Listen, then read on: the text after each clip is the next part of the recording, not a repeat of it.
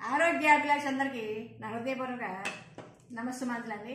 ఈరోజు special drink అండి. ఇది వెయిట్ లాస్ డ్రింక్, ఇమ్యూనిటీ వస్తుందండి. చూసారు కదండి, శంకు పుష్పాలు బ్లూయిష్ ఎంత బాగున్నాయి చూడండి. మా రూఫ్ గార్డెన్లో ఉన్నాయండి. ఇవన్నీ కూడా చాలా బాగా వచ్చాయండి. వర్షాలు పడుతున్నాయి కదా, పూలు చాలా ఎక్కువ వచ్చాయి.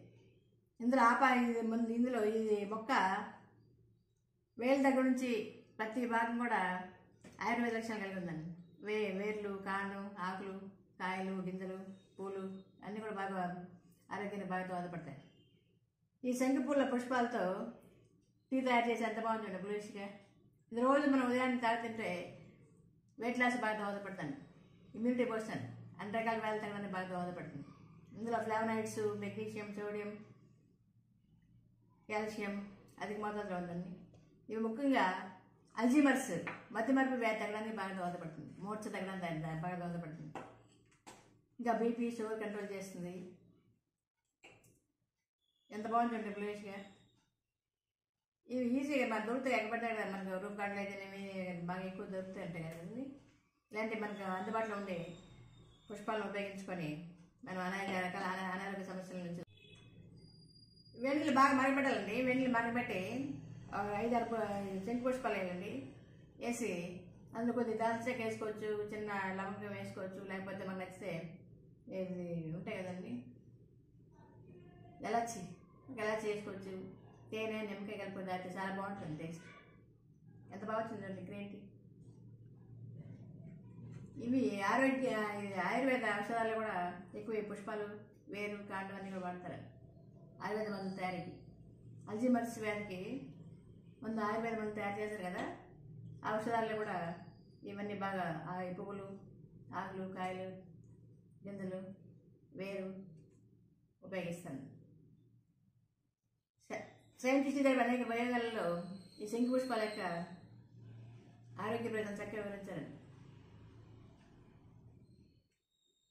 ఇప్పుడు ఈ టీ ఎలా తయారు చేస్తే చూస్తారండి.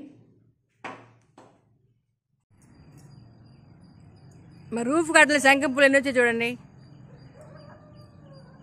ఈ పూలతో ఈరోజు బ్లూ టీ తయారు చేసాం. బ్లూ టీ ఇమ్యూనిటీ బూస్టర్ తయారు చేస్తున్నాం. కింద నుంచి పైకి అన్ని పూలే కదండి, చాలా ఎక్కువ వచ్చాయి కదా. వెయిట్ లాస్ డ్రింక్ తయారు చేస్తాను ఈ శంఖం పూలతో.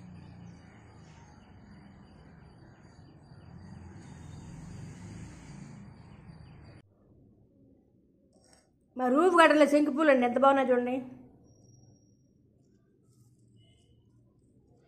ఈ ఫ్లవర్స్ ఇప్పుడు బ్లూ టీ అండి, ఆయుర్వేద టీ తయారు చేస్తున్నాం. ఆరోగ్యం చాలా మంచిది, ఇమ్యూనిటీ బూస్టర్. ఫ్లవర్స్ ఎంత బాగున్నాయి చూడండి, చాలా ఎక్కువ వచ్చాయి కదండి.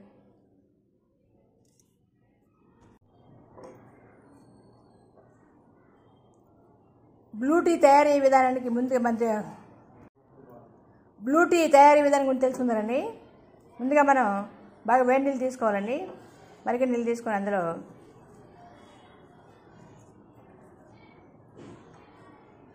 ఇదిగోండి శంఖం పూలు వేయాలి.